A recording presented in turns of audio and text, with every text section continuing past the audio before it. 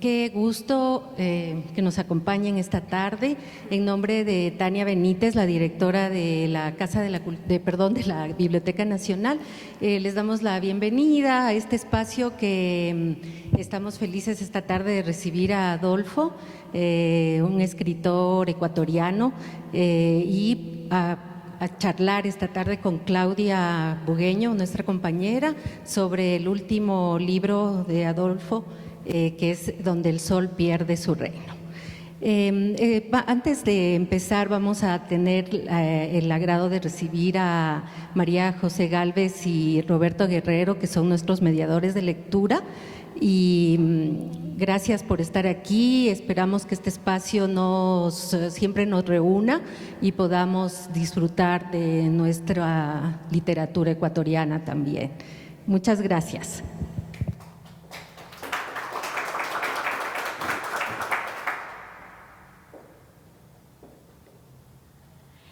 El presente se cierra agradablemente sobre sí mismo, disolviendo toda posibilidad de futuro y sepultando ese cúmulo de recuerdos que lleva nuestro nombre. Las protestas de la abuela en la Plaza Grande, las clases del día de mañana, la solitaria espera de Maggie y la posibilidad de perder mi sitio en la compañía, esfumados por completo. Solo un aquí y ahora radiante, celoso de su sensualidad y del olor del humo dulce que nos inerva. Rostros gesticulantes, dientes fugaces, rizos, manos y sonidos de voces que arman palabras que se deshacen como anillos de niebla. Sin dejar rastro a la conciencia. Porque ese es el dogma del adicto. La fugacidad sin conciencia del instante, la recuperación finalmente fallida del paraíso perdido de los simios.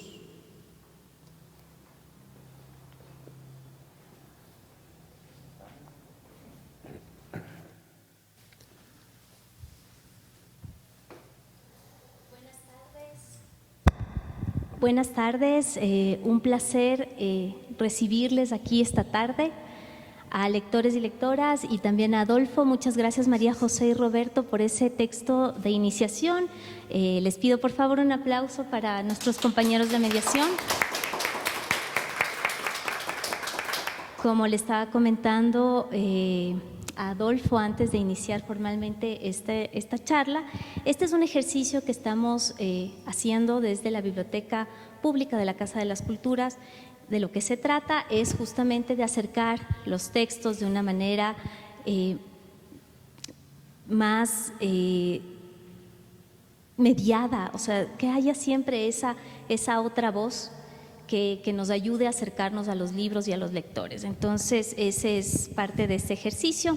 Esta tarde tenemos aquí a Adolfo. Muchas gracias nuevamente por haber aceptado la invitación.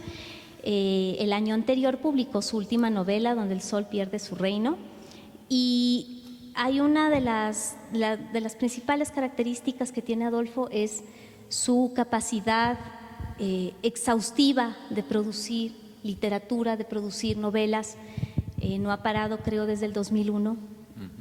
Y entonces eso realmente se agradece porque ese oficio y la mantención de ese oficio es algo que no solo requiere esfuerzo, sino también requiere rigurosidad. Entonces, para quienes conozcan poco de Adolfo, voy a hacer una introducción de su biografía, un poco corta porque en realidad él ha hecho mucho y extendernos demasiado en eso no es necesario.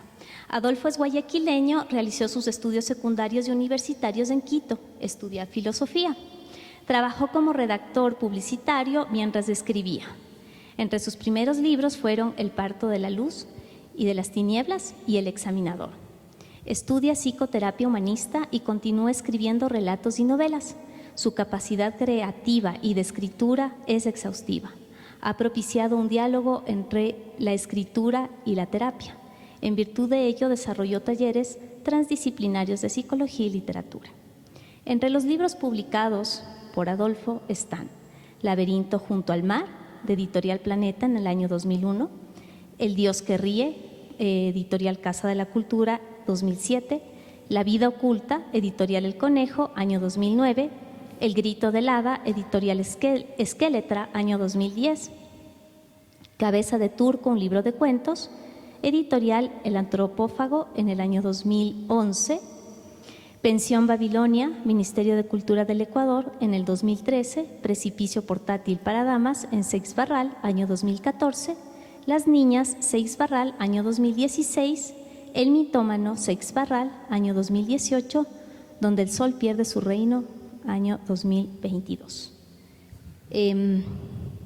Me falta uno más, que ya vamos a hablar de ese libro, porque en realidad es una conjugación entre este último. Adolfo, me gustaría iniciar esta conversación planteando una de las ideas recurrentes en tus libros, y es que casi todos tus personajes siempre están relacionados con el mundo del arte, ya sea literatura, en este último caso de este libro es un bailarín, pero hay siempre esa recurrencia de la elección tuya de estos personajes que muchas veces parecen más frágiles que de lo que estamos acostumbrados a observar en el cotidiano. ¿Cuál es el leitmotiv de esa elección? Sí, bueno, no siempre son artistas en todas las novelas, ¿no? Pero la recurrencia en buena parte de las novelas respecto a la figura del artista es porque yo lo veo como un ser limítrofe entre el caos y el orden, ¿no? Hay como todos queremos vivir en el orden, no tenemos miedo del caos, miedo de la disipación, del vacío, de la falta de referentes. El caos es la falta de referente, ¿no? A nivel existencial, una experiencia del referente que todos buscamos, ¿no? Instintivamente un referente, algo a lo que asirnos para crear sentido de vida, ¿no? Y eso nos tranquiliza, ¿no? Es una pulsión biológica en el ser humano, el sentido, a diferencia de otros animales que no tienen la pulsión biológica del sentido. Y entonces resulta que el artista a veces está en el borde, ¿no? Es un ser que está en los márgenes del sentido, que está más cerca del caos y de la disipación, de la falta de sentido, y cuestiona el orden, es decir, es un ser desordenado.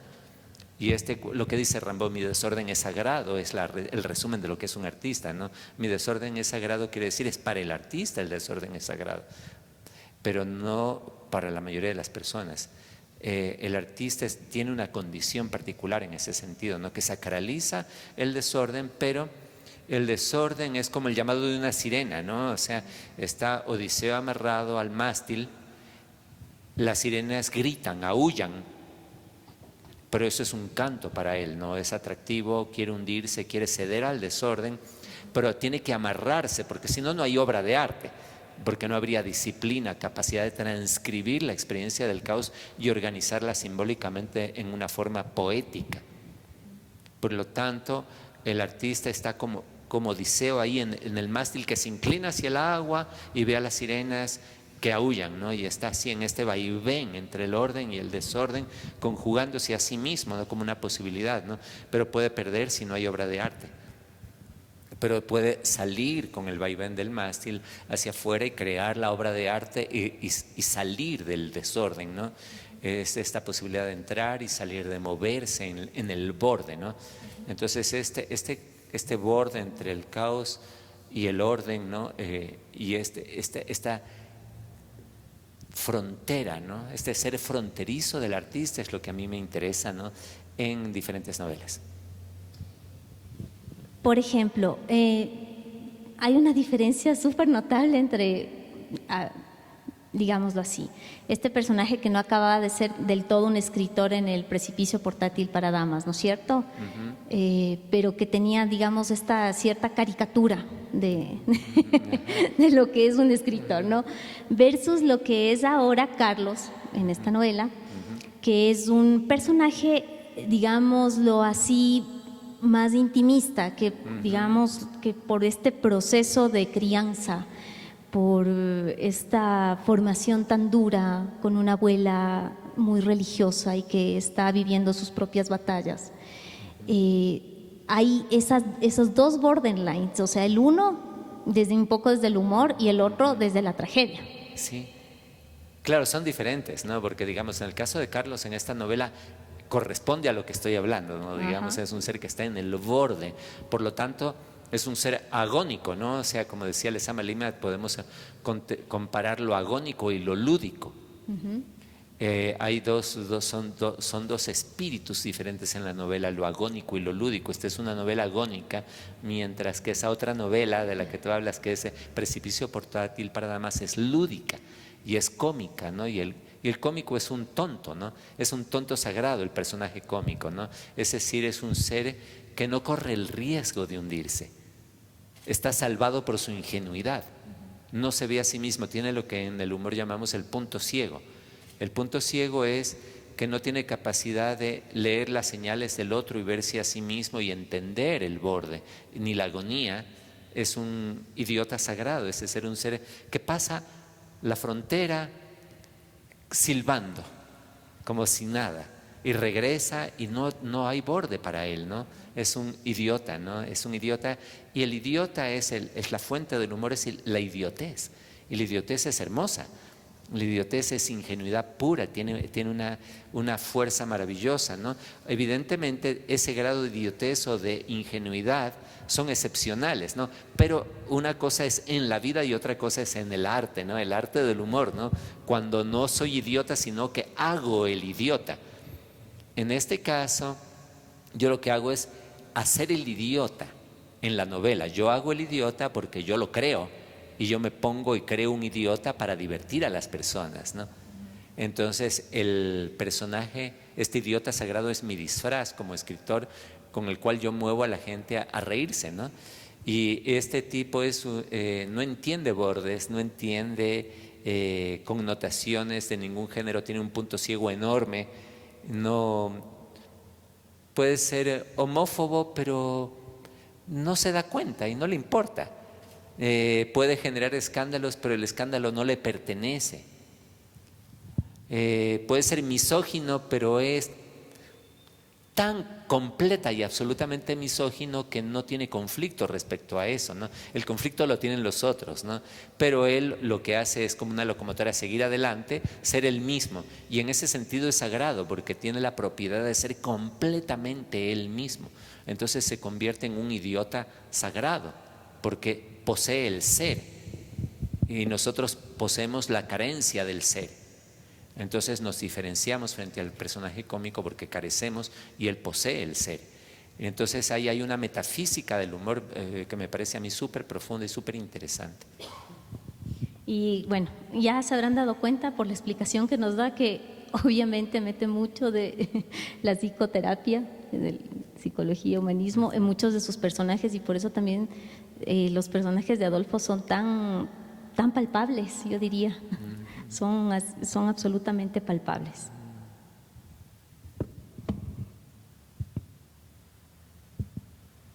Quieres seguir imaginando cosas como antes, pero te olvidas del aspecto del mundo en una de sus dimensiones esenciales. ¿Cómo era el esmalte de uñas que todavía sigue en el botiquín? ¿Y la entraña de un mamey? Ese color lindísimo. ¿Cómo era? Verde pasto, celeste del cielo, rojo arcilla y negro humus. Todas esas tonalidades empiezan a ser ideas, más que rezagos de lo mirado. La memoria se aferra a esas impresiones durante años hasta ser derrotada por la enfermedad. Luego viene un vacío deprimente y nos aplastamos. Renunciamos a los colores que una vez nos alegraron el alma. La palabra esmeralda, la palabra vermellón pierden significado y suenan como el litio o el berilio de la tabla de elementos en la escuela. Hermosos y huecos signos sin referente. Cosa de poetas.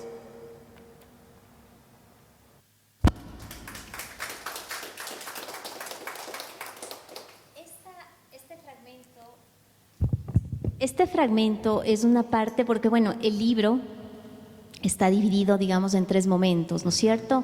El primero, la presentación de este personaje, en donde se desenvuelve en la Compañía Nacional de Danza.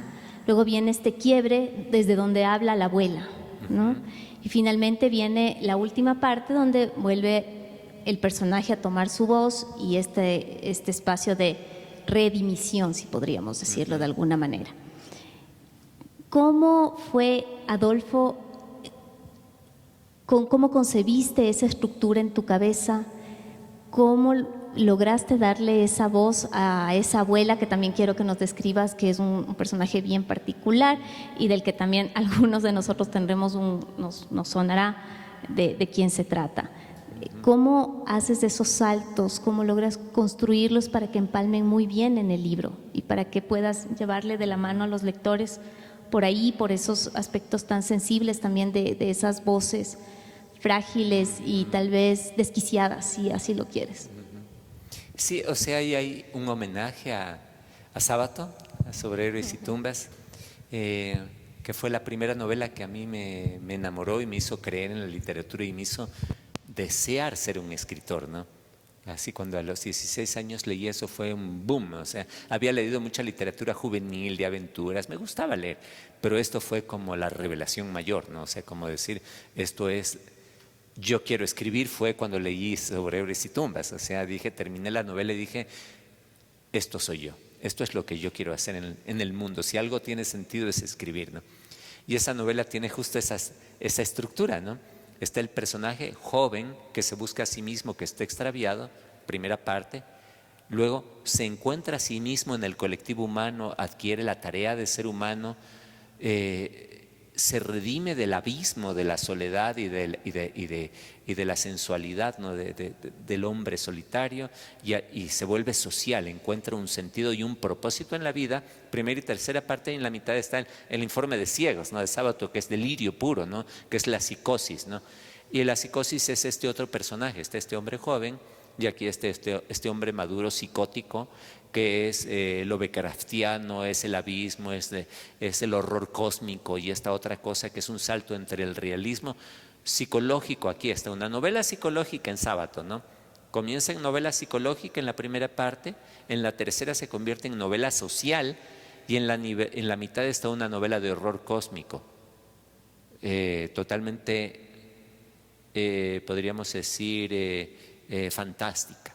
Entonces, esta fue mi manera de encontrarme con la literatura. Entonces, en Pensión Babilonia usé esa estructura y ahora la volví a usar, que es como un homenaje a mi gran libro, ¿no? Entonces, yo creo en la función que tiene el escritor de copiar, yo creo que el escritor es un copista, ¿no? O sea, un gran escritor es un gran copista y debe rendir honor a sus grandes estructuras narrativas y reproducirlas bajo formas en las cuales son, en principio ni siquiera se detectan, ¿no? Porque no hay nada en común en la historia, ni los personajes, ni los sucesos, ni el lenguaje, nada se parece, pero la estructura profunda es lo mismo. A mí me gusta mucho esa estructura, la vuelvo a usar por segunda vez. Y entonces aquí en este caso, he usado en ese caso el psicótico digamos, Miguel Olmos, que está en el informe de ciegos, que está entrando en contacto con la sociedad de los ciegos y este submundo que lo llama y que hace un descenso a los infiernos, lo cual a su vez es un homenaje y una reproducción y una copia de Lovecraft, que es un actor amado por Sábato. Entonces, ¿qué es lo que pasa? Y a su vez Sábato también tiene sus referentes, o sea, todo es una gran tradición literaria. Entonces yo me inserto en esta tradición y le doy una vuelta con la loca del pueblo, que es la Marquesa de Solanda, ¿no? Que es nuestra loca. Es la loca, por lo menos la mía. Yo vivo en el centro y me pasé 10 años sentado en una banca viendo a la Marquesa de Solanda delirar sobre el complot entre el gobierno nacional, de Galo Plaza, que estaba complotando entre la CIA o con la KGB o con no sé quién, en alianza con los alienígenas, ¿no? Que habían secuestrado a su familia, le habían desposeído y habían raptado cuerpos. Entonces yo cuando oía a esta mujer en la Plaza Grande, yo me pasé años y años viéndola y de golpe dije, esta mujer me seduce demasiado, la llevaba adentro y un día decidí ser ella, ¿no? en la literatura, es decir, cómo es no solo verla, cómo es por adentro ella, su mente, ¿no? Y poderla encarnar. Entonces yo tenía como esto, ¿no? La tenía ella colgada. Entonces luego tenía el relato sobre el tema de la adicción por otro lado, ¿no? Entonces estaba este bailarín que se vuelve adicto y que luego entra a la redención, la recuperación y el encontrar un propósito de vida en la tercera parte, y que ha sido criado por su abuela, y esta abuela pasa a ser como esta figura, podríamos decirlo, tiránica, abrumadora, mítica, así, que aplasta su infancia alrededor de la desaparición de su madre, ¿no? Todos conocemos en Quito, hay tantos hogares en los cuales un niño ha sido criado por su abuela. Quito está plagado de niños criados por sus abuelas, ¿no? Y siempre tiene que ver con la incapacidad de la madre de absorber, con la incapacidad de la madre de conjugar un matrimonio que funcione, y entonces este desplazamiento del niño hacia la abuela siempre puede tener un destino benéfico o trágico. La abuela puede ser mejor que la mamá, puede ser mejor madre o peor madre que la deseada, pero en todo caso este niño, este bailarín que cayó en ese espacio, ¿no? Con su abuela, decidí que la abuela sea esta marquesa de Solanda. Entonces, porque en ese momento la novela se desquiciaba. Y yo creo que es súper importante desquiciarse como creador, es decir, perder el quicio quiere decir perder el eje del sentido común, desestructurar la lógica ordinaria de los acontecimientos para someterte a la lógica extraordinaria del ensueño, que es la fuente de la creación literaria. Entonces todo creador siempre está tentando el borde para desquiciarse, perder el eje y crear un eje extraordinario alrededor del cual la obra se engendre a sí mismo bajo una forma desconocida para el autor, porque tú no puedes planificar y ejecutar tu plan y tener una gran novela. Una gran novela nunca va a ser la ejecución de un plan, siempre va a alterar el plan, siempre va a ser desconocida. Y por eso va a superarte. Yo creo que la obra debe superar al autor. ¿Sí? ¿Te superó? ¿Sientes que está? Sí. O sea, siempre que escribo, solo publico porque siento que la obra me sobrepasa y no la entiendo, ¿no? Ya saliste de ese proceso ya la dejaste ir más tarde. Sí, justo esta semana comencé con otra. Y ahorita sí ya me fui a otro lado, ya ahorita estoy en otro. Escribir. Claro, por supuesto, es una adicción, ¿no? Claro, sí, es fabuloso, es maravilloso, ¿no? Como bailar. ¿Te das cuenta de que no puedes esperar para siempre? De lo que sea que se trate tu viaje, debes terminarlo. Yo quiero ser mamá. Yo la miré con el rabillo del ojo y suspiré. Lo siento mucho. Dije de verdad, con el corazón dolido. No puedo pasar la noche en vela. Me preocupo. Si te das cuenta del miedo que me da tener un hijo contigo, con lo que sea que te estés metiendo. Me di la vuelta en la cama para ocultar mis lágrimas y asentí con un vago gruñido. Mi cuerpo parecía sometido a los sacudones de una fuerza invisible y peligrosa. Maggie apagó la luz y me abrazó por la espalda.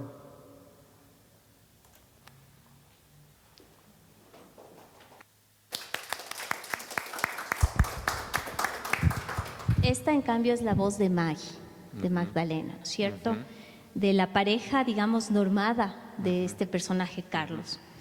Esto también quería preguntártelo, Adolfo, el tema, bueno, ya vamos a hablar más profundamente del personaje y adicciones, pero estas voces femeninas que están en tu libro, ¿no? Por un lado está la abuela, ya sabemos, desquiciada. Por otro lado está Magdalena, una mujer que viene de un proceso de maltrato y que la vida mismo la ha convertido en una persona más normada. Y por otro lado, y recuérdame el nombre del personaje que me olvidé, la hija del director de...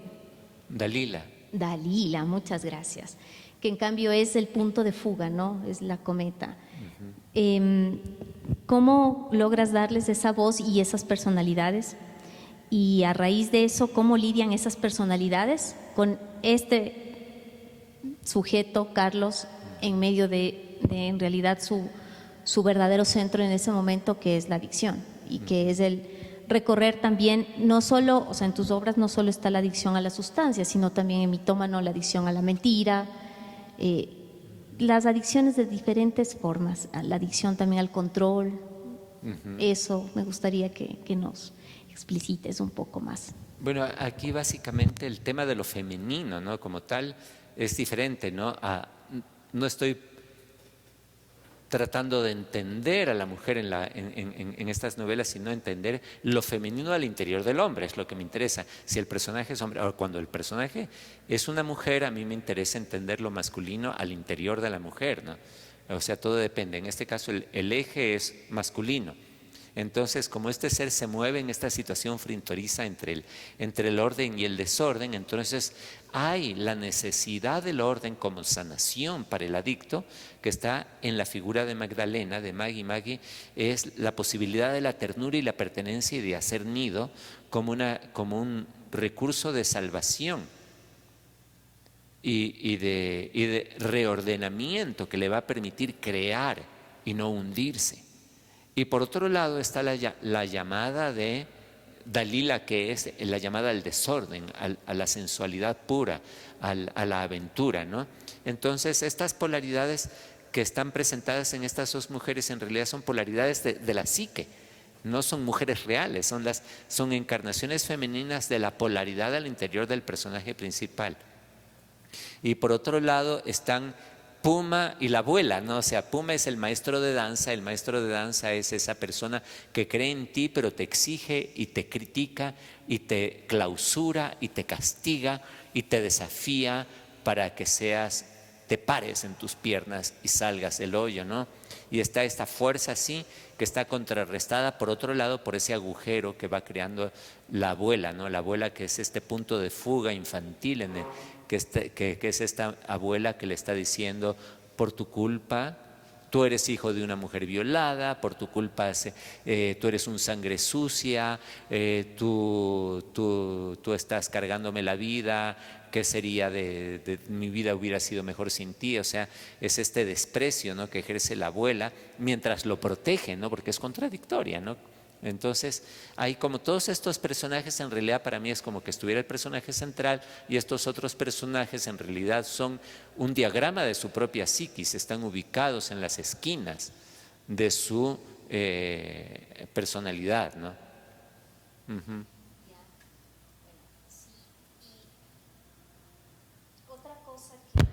Otra cosa que me interesaba preguntarte es sobre el mapeo de estos sitios icónicos en los que se desenvuelve toda la trama y que son también recurrentes en casi todos tus libros. Y que nos cuentes si es que esos mapeos vienen también de tus propios mapeos, de tus propios espacios habitados, en medio también de ese desorden. Tú también te permitiste en algún momento vivir el frenesí, el desquicio, y por eso los puedes retratar también.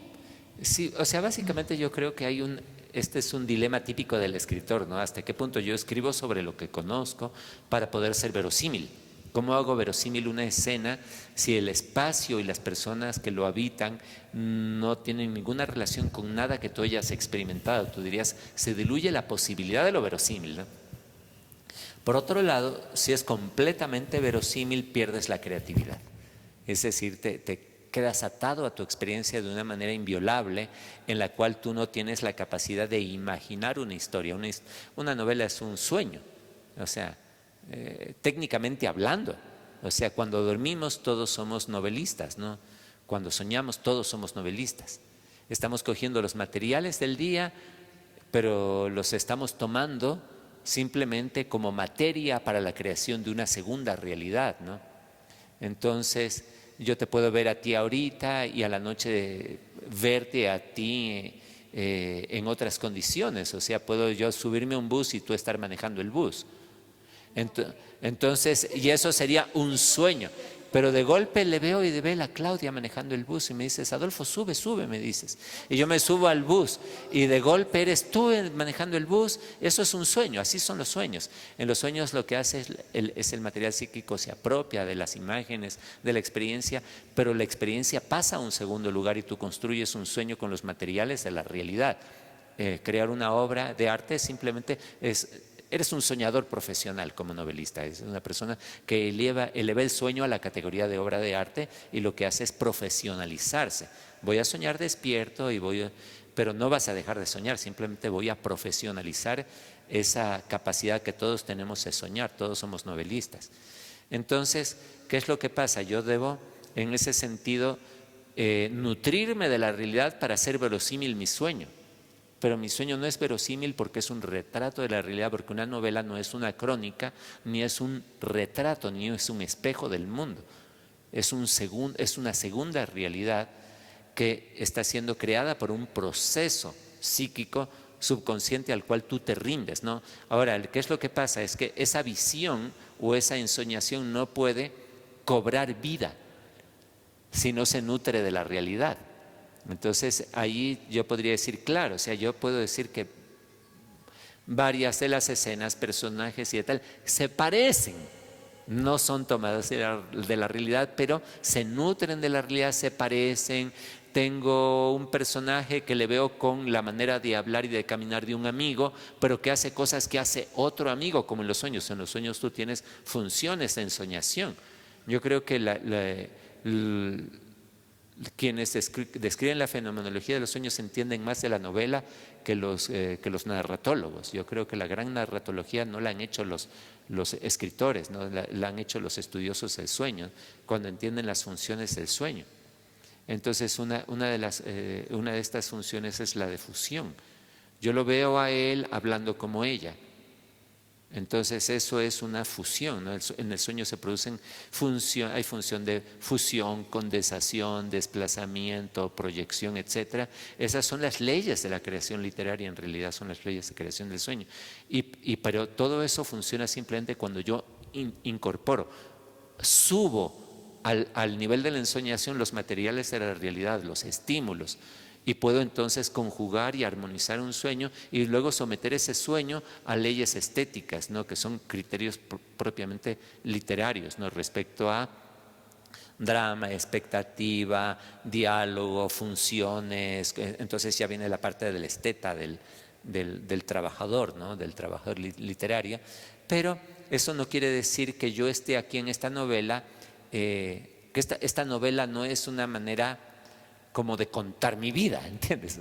No, pero no quiere decir pero tampoco podría crearla si mi vida no estuviera detrás dándome todos los materiales. Entonces aquí hay varias escenas, es como decir, hay escenas, algunas, pocas, ¿no? Algunas escenas son escenas que yo he vivido, pero los personajes no son esos.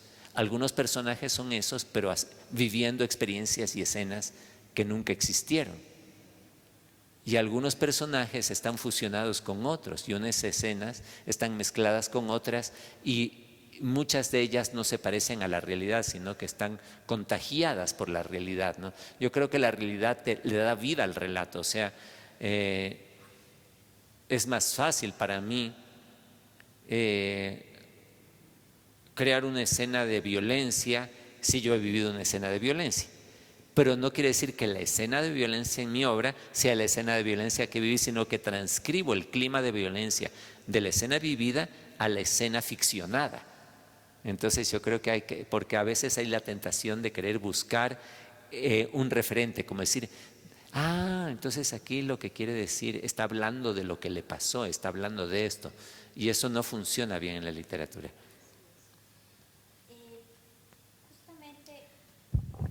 Sobre lo obvio que sería el personaje con sus adicciones, en realidad yo lo sentí más bien los personajes y sus fragilidades, ¿no? Y es justamente a lo que todos estamos sometidos en algún momento. Nadie sabe en qué segundo algo se puede quebrantar, ¿no? Y podemos, digámoslo así, más que caer, divagar en algo que jamás pensamos, y la literatura justamente está para sublimar eso también, ¿no es cierto? Yo te quería preguntar sobre… ¿Por qué dices eso? Explícamelo.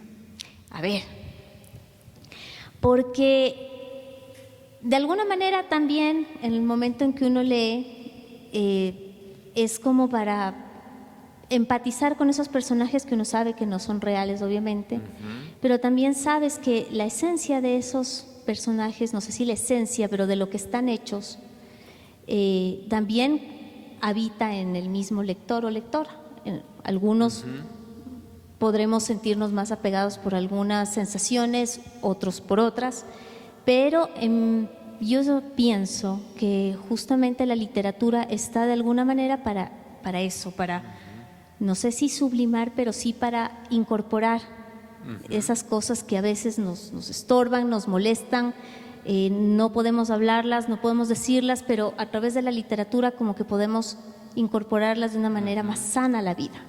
Ya a eso me refiero.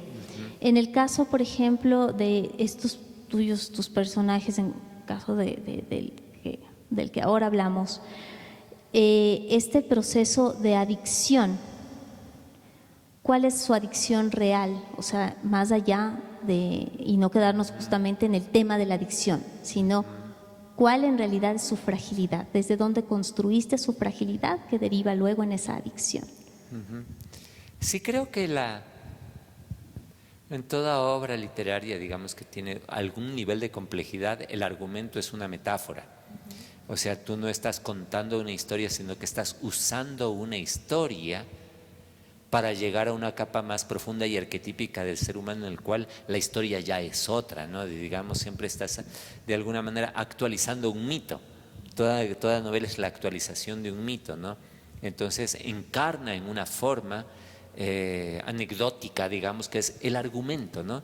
Y entonces parecería como que la obra trata sobre el tema y que se trata de un adicto que se recupera, y luego cuando lees la obra y dices, eso es injusto para la obra, en realidad eso se queda en la superficie, en realidad estoy usando el tema del adicto y su recuperación para hablar de algo más profundo, que es el enfrentamiento con la sombra, el extravío, la búsqueda de sentido, etcétera. Y por lo tanto este adicto simboliza la especie humana y este criminal simboliza la especie humana, y en todas las grandes obras, cualquiera que sea la realidad, esta prostituta representa a la especie humana. Todos somos esa prostituta, todos somos este criminal, todos somos esto. Quiere decir, prestamos nuestra vida psíquica a los personajes, los actualizamos en la lectura y les damos vida a nosotros. El lector le da vida a la obra y le da vida al personaje. La novela en ese sentido vendría a ser como un dispositivo de identificación, un dispositivo de proyección psicológica que le permite a una persona expandir su conciencia e imaginarse a sí mismo siendo otro, sin dejar de ser sí mismo. Por eso cobra vida el personaje, porque soy yo el que está matando, porque yo soy el que se prostituye, porque yo soy el que consume, el que se redime, el que pelea, el cobarde, el valiente, etcétera, ¿no? Me encuentro en el personaje, y esta posibilidad de encontrarse en el personaje debe ser tejida por el escritor, ¿no? En capas muy profundas, de manera que sea posible ese encuentro del lector con el personaje, y para eso tienes que como dotarle a la acción del personaje de una serie de rasgos sensibles, concretos, descriptivos, etcétera, que le permitan al lector apropiarse de la situación del personaje para por un momento ser otra persona que él mismo. Pero en realidad lo que hace es expandir las fronteras de su ser, ¿no? En ese sentido yo creo mucho en Germán Hesse, que decía, todos somos santos, criminales, prostitutas, todos somos pederastas, todos hemos sido violados, todos hemos vivido todo. O sea, al interior de un ser humano está toda la inclusión entera. Si hay un genocida en la especie humana, si un solo ser humano es un genocida, todos ya lo fuimos con él.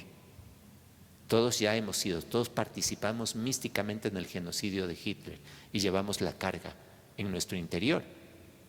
Entonces yo creo que esa es la fe mística del novelista, es que todos llevamos en nuestro interior la carga de la humanidad entera y todas sus posibilidades de ser. Ejecutamos. Yo creo que esa es la fe del novelista, ese es el deber o el trabajo que hace el novelista, que no debería hacerlo nadie más, sino que es ese, pero debe haber alguien que haga eso, ¿no? Que te recuerde que tú no estás tan a salvo como crees, ni eres tan buena como te imaginas. Así, ¿no? Por así decirlo, ¿no? O sea, que dentro de ti todas las posibilidades habitan en el interior de cualquier ser, ¿no? Entonces yo creo que el novelista es eso, ¿no? Como en el relato de Borges cuando habla de Shakespeare, ¿no? En Everything and Nothing, creo que se llama el relato ese, en que Shakespeare llega al cielo, ¿no? Al principio no se sabe que es Shakespeare el que está hablando con Dios. No, esa no sé si alguien la tenga. Claro, entonces justo es un diálogo entre Shakespeare y Dios, ¿no? Entonces Dios le dice a Shakespeare, tú que has sido todos y ninguno, everything and nothing, entonces tú que has sido todos y ninguno, ¿no? Y él dice, yo que no he sido nadie, quisiera que me permitas ser. Y él le dice, tú que has sido todos y ninguno, le dice, mi amado Shakespeare, así. Entonces le recibe en el cielo, ¿no? Pero básicamente es esto, ¿no? Shakespeare encarna a la humanidad. Shakespeare es un ser lleno de vicios y virtudes. Shakespeare mata, Shakespeare cela, Shakespeare engaña, Shakespeare es fraudulento, Shakespeare conoce todos los vicios y escondrijos del alma humana y todos los ha ejercido, pero también ha ejercido todas las formas posibles de la nobleza humana, porque es nadie, porque él, como novelista o en este caso como dramaturgo, carece de esencia, diríamos hablando filosóficamente, es un ser sin esencia y por lo tanto puede ser todos y ninguno. Esa es la belleza del pensamiento de Borges, digamos, en ese cuento, ¿no? Pero yo creo que refleja muy bien lo que es la ética del novelista. La ética del novelista es ser nadie para poder ser quien sea y sin juzgarlo. Por eso la literatura es amoral completamente. La literatura no busca el bien ni el mal. La literatura refleja el bien, el mal y todo lo que está en la mitad. Y no pone una escala de valor en eso, ninguna. No pone el bien por encima del mal ni el mal por encima del bien. Y lo iguala todo. Entonces, en el estado de humanidad. Entonces yo creo que ese es el trabajo del novelista, es ubicarse en ese eje existencial, pero ese eje existencial no pertenece a la especie, pertenece al novelista. Yo creo que ese es el trabajo del novelista. Y luego, pero las personas ordinarias, digamos, no deberían vivir eso, porque tienen otras tareas de ser. Y el novelista siempre anhela ser, quisiera ser alguien, pero no lo logra, ¿no? Entonces lo que hace es que ficciona, porque no es nadie. Esa es la condición del novelista, creo yo, psicológica, o por lo menos, digamos, metafísicamente hablando. Es la ausencia del ser.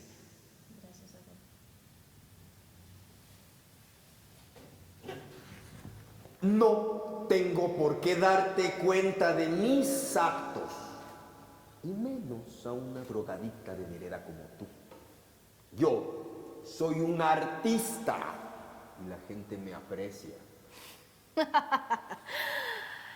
Yo no estoy aquí por alcohol ni por otra sustancia. Yo me tiraba a todo el mundo. Esa era mi adicción desde que empecé a sangrar a los 12 años. Y desde ahí descubrí que no era el sexo, sino el riesgo de las situaciones en las que seducía a un tipo lo que me excitaba y me hacía actuar como una idiota. Luego quise parar y me empecé a destruir de otra manera, vomitando la comida, fumando cigarrillos todo el día, hasta ser lo suficientemente fea para provocar asco. ¿Captas? Su mirada opalina me dolió en el pecho y me hizo temblar por dentro. Soltar la distancia que me protegía del mundo y dejarla abierta por un segundo la madriguera de mi alma, colmada por un dolor de la infancia, sentimiento sorpresivo frente al cual ella sonrió y pasó sus brazos sobre mis hombros. Sí, capta. Respondí y bajé la cara.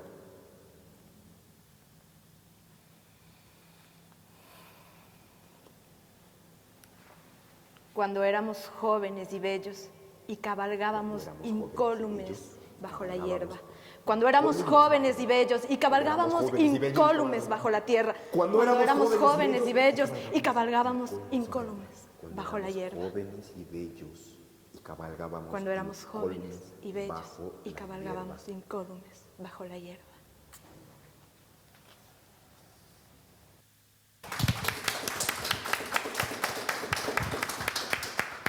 Estas experiencias es para invitarles a leer también tu último libro. Son fragmentos escogidos y mediados. Y bueno, esta última voz ya es la de la reinvención, no me gustaría decir redimición, tal vez la reinvención de este personaje. Finalmente, en la novela, ¿por qué la necesidad esta de ese resurgimiento del personaje, del renacer? Sí, creo que es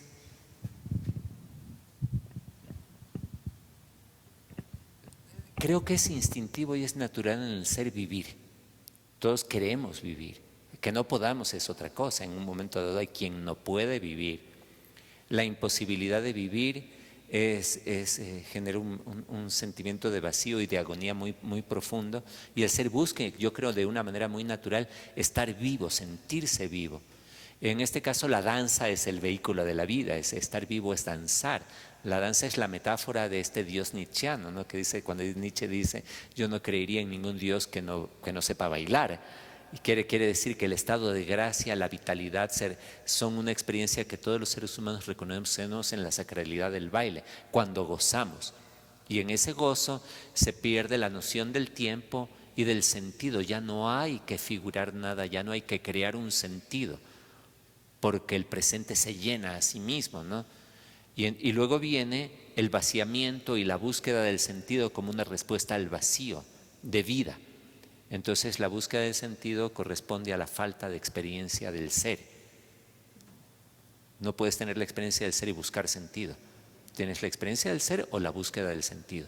Y oscilamos entre ser y buscar sentido. La búsqueda del sentido es agonía crónica.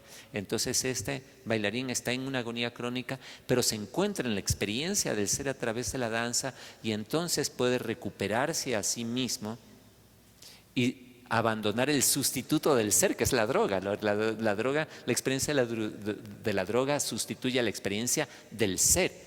Por lo tanto, el camino de la droga es un camino hacia el ser, es un camino místico torcido, equivocado, en dirección contraria, pero es camino místico. El drogadicto es un hombre religioso por naturaleza. Estaba leyendo un libro de Neumann que se llama La Gran Madre, un gran discípulo de Jung, justamente, que él entiende este fenómeno, que él lo llama el eje transformacional del adicto, ¿no? Que tiene que ver con la figura de lo femenino y que tiene esta relación en cómo esta polaridad, ¿no? Cómo todos estos adictos con los que él trabajó tenían experiencias místicas cuando se recuperaban, y cómo había un salto polar entre adicción e iluminación, como si la adicción fuera la versión negativa de la iluminación religiosa, ¿no? Porque es un hombre religioso, el adicto es un hombre religioso. Eso es lo que habría que entender de una vez por todas, ¿no? Entonces, al ser un hombre religioso, se pone en una situación diferente a la del hombre que no es religioso. Entonces, entender ese fenómeno requiere como cierto recorrido al interior, digamos, del mundo de las adicciones y de las religiones, y luego ver cómo esos dos mundos se encuentran tan fácilmente, porque la recuperación es un fenómeno religioso. Siempre todos los grupos de ayuda, digamos, de apoyo de adictos culminan en la fe y en la resurrección y en la experiencia mística como única posibilidad. El adicto no se resuelve ni en la voluntad, ni en el reordenamiento familiar, ni en el apego, ni en el sentido, sino que se resuelve en lo transpersonal y en el absoluto de la experiencia religiosa. Entonces, esta conjugación, ¿no? Este salto polar que llama Neumann entre autodestrucción y resurrección, ¿no? Es una cosa que cuando tú estás trabajando con adictos, tú la ves todo el tiempo. Es una condición de la experiencia adictiva. Por otro lado, yo creo que también el artista a veces puede ser un adicto. Hay muchos, o sea, es tan habitual la adicción en el mundo del arte, es tan habitual el novelista alcohólico, por ejemplo, toda la vida, ¿no? O sea, desde Edgar Allan Poe hasta Hemingway escriben con la botella al lado, son alcohólicos. Es tan habitual la cercanía del arte a la adicción, ¿no? Y al mismo tiempo la cercanía del arte con la experiencia transpersonal, de la superación personal, de la liberación, de la redención, ¿no? Entonces este salto polar ha estado metido en la vida de muchos artistas en Occidente toda la vida, y en este caso es un artista el protagonista, ¿no? Un artista adicto que se salva a través de la danza cuando la danza se convierte en el medio de una experiencia de revelación religiosa, es decir, cuando él danzando se conecta con lo divino. Entonces puede perdonarse a sí mismo y puede amar el mundo y puede encontrar un camino de redención y aceptar el mundo. Y aceptar el mundo es aceptar a Maggie, porque Maggie es la que representa al mundo. Y el mundo es prosaico y el mundo requiere paciencia y ternura.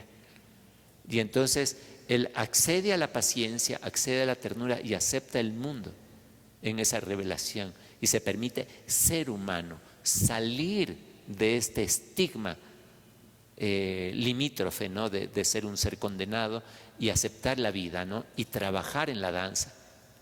Es decir, entender que todo esto es un trabajo y que es prosaico y que es cotidiano y que requiere paciencia.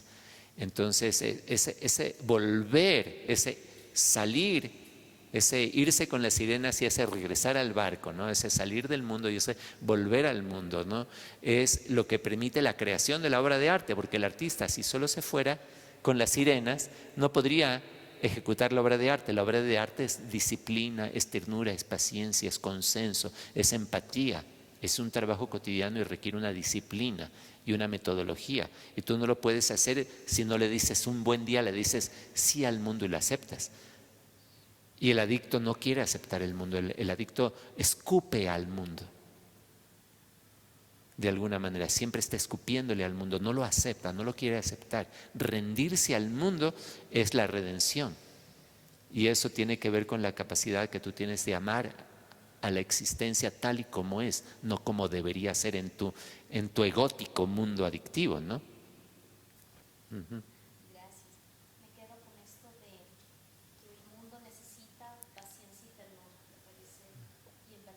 Uh-huh. Me parecen esas tres cosas muy importantes y bonitas. Perdón que no prenda el micrófono. Vamos, bueno, ya paso yo a un segundo plano y me gustaría escucharles a ustedes si tienen algún comentario o alguna pregunta que hacerle a Adolfo. Sería muy interesante. ¿Alguien quiere tal vez preguntar algo? ¿Comentar algo? ¿No? A ver. Antes que nada, felicitándole por su disertación y quería hacerle una pregunta si sobre sus referentes se encuentra tal vez Carl Jung, porque más o menos yo de lo que escuché pude ver esas nociones, pero si tal vez usted pudiera comentar algo acerca de eso. Sí, a mí me parece como el mayor conocedor del alma humana, Carl Jung, ¿no? O sea, siempre vuelvo, ahora leí Símbolos y Transformación el año pasado, he leído muchas obras de Jung y siempre me fascina, ¿no? Porque es un escritor no sistémico, no metodológico, no conceptual, sino desordenado. Es un psicólogo desordenado, ¿no? Que escribe desde un proceso vivo de escritura asociativa, y sus libros son como ríos, ¿no? Ríos de asociaciones, de temas, de cosas que se conectan unas con otras, y que al mismo tiempo no se dejan atrapar en un sistema lógico. Lees a Freud y Freud es una máquina, ¿no? Freud es un sistema, ¿no? Con premisa, consecuencia, resultado, experimento, comprobación, hipótesis.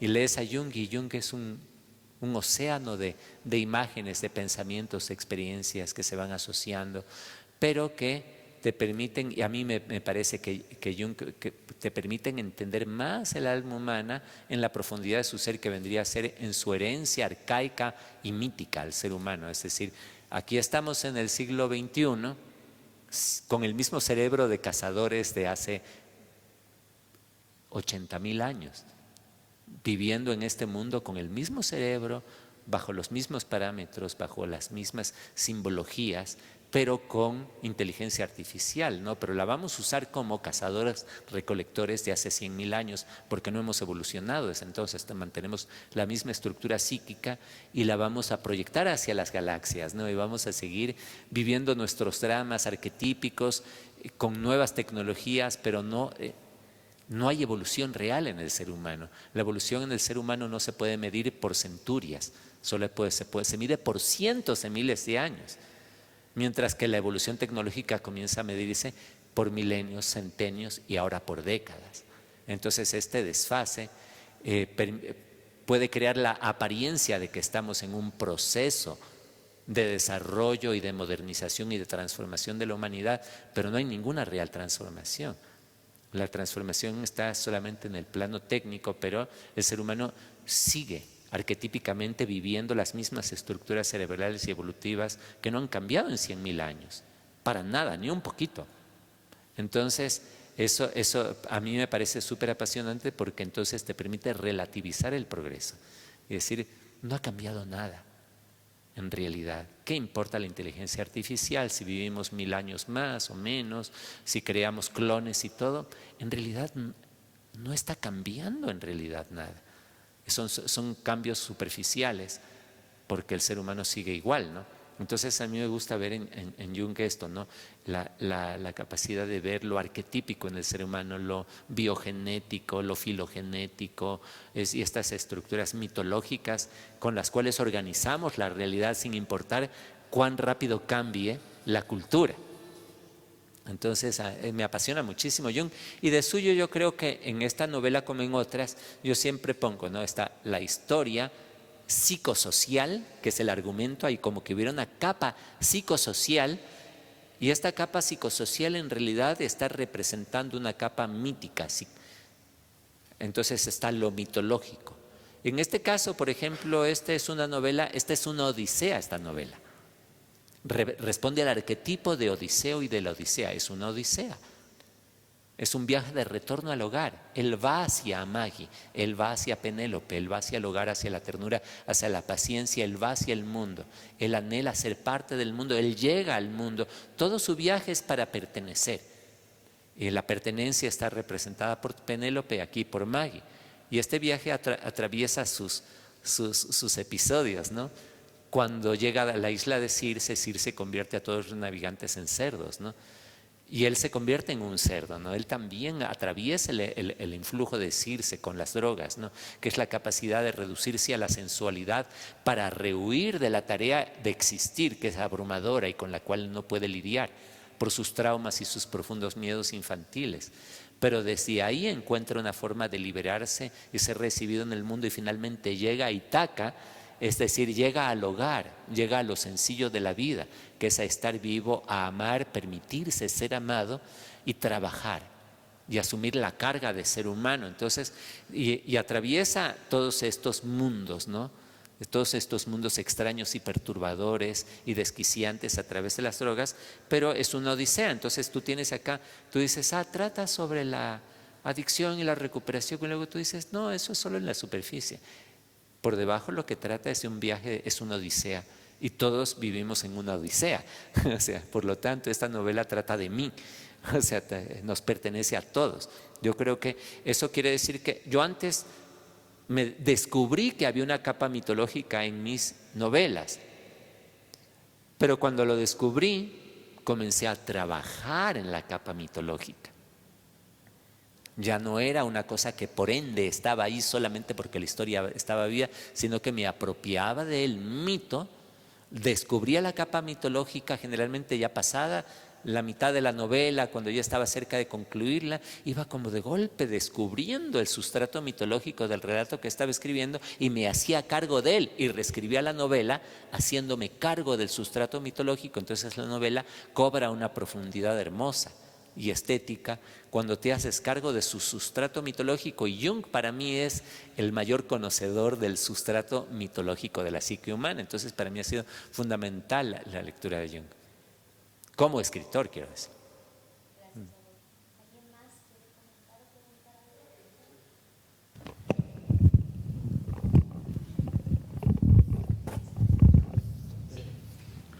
Buenas noches, muy chévere la conversación.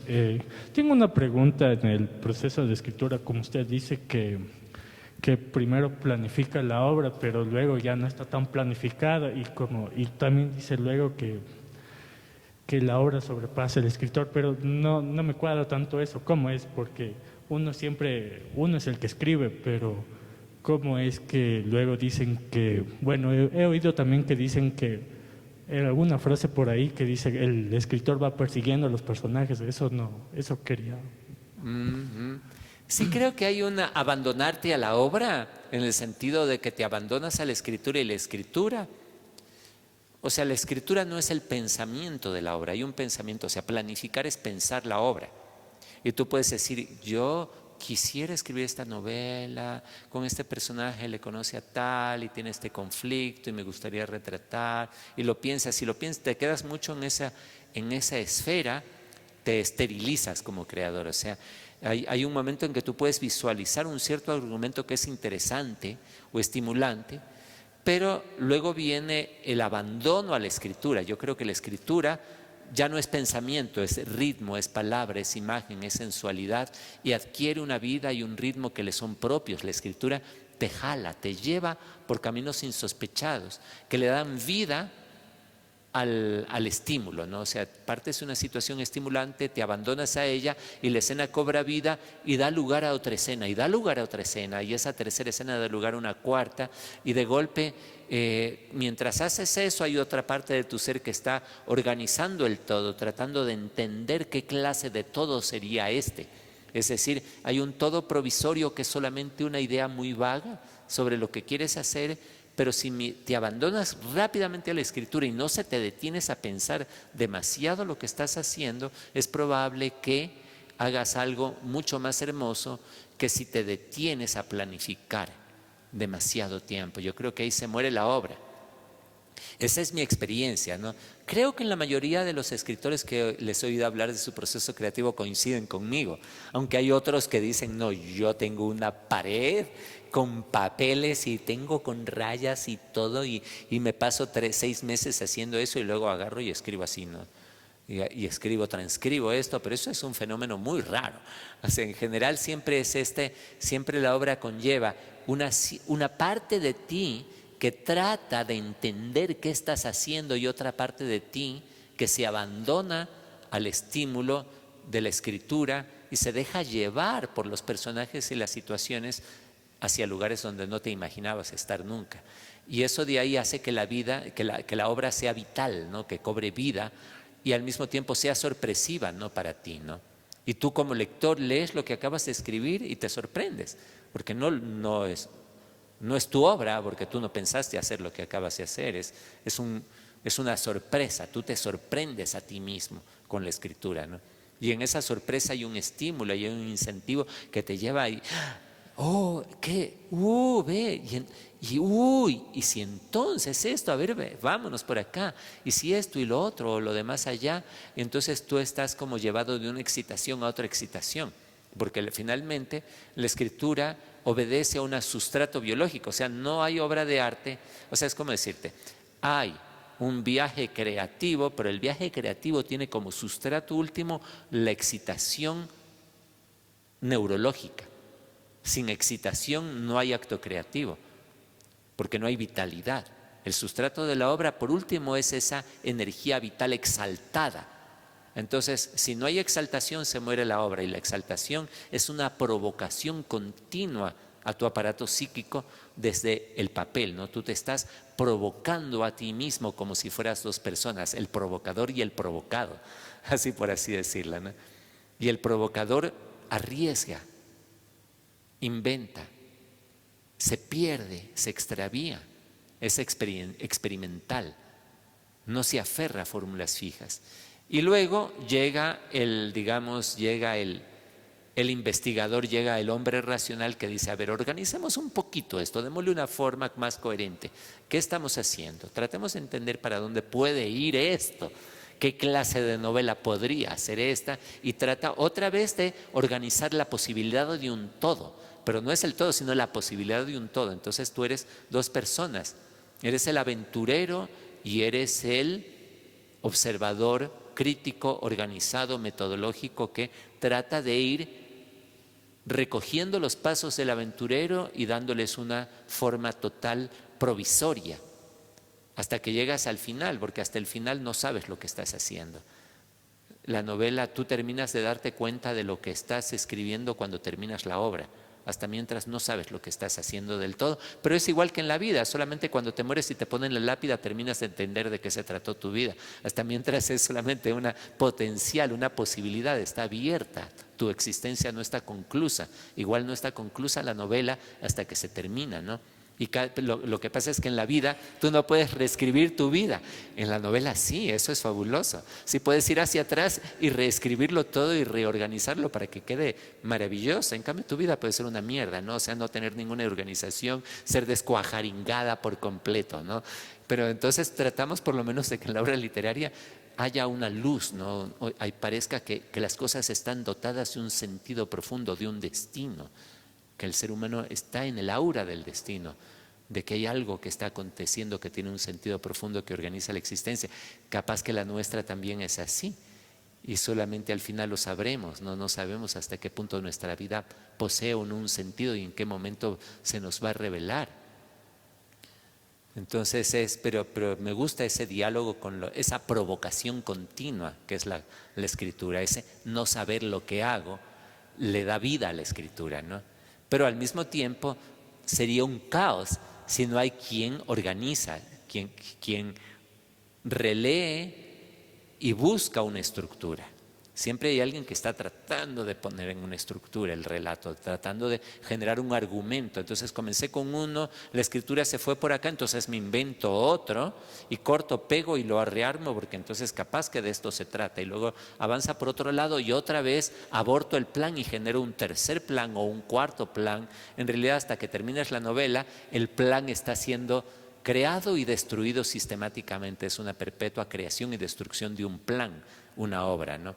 Y eso es lo que la mantiene viva. Cuando tú tienes un plan y lo ejecutas, lo más probable es que la obra sea pesada y un poco aburrida. Eso creo yo. O por lo menos esa es mi experiencia. Lo que te puedo decir es que hay muchos escritores que dicen eso también. O sea, no es mi única experiencia, ¿no? Hay muchos escritores que tú puedes ver en las entrevistas cómo hablan justo de esto, ¿no? Uh-huh. Gracias. ¿Alguien más? Bueno, entonces damos por concluida la charla. Adolfo, muchas gracias. Espero te hayas sentido cómodo. Sí, súper. Espero que la hayan pasado bien. ¿La pasaron bien? Qué bueno, eso es muy importante. Es importante saber que hay estos espacios de conversación y entre conversación y conversación nos acaba de dar una mega cátedra, Adolfo. Increíble, realmente. Muchas gracias, Adolfo. Gracias, Claudia.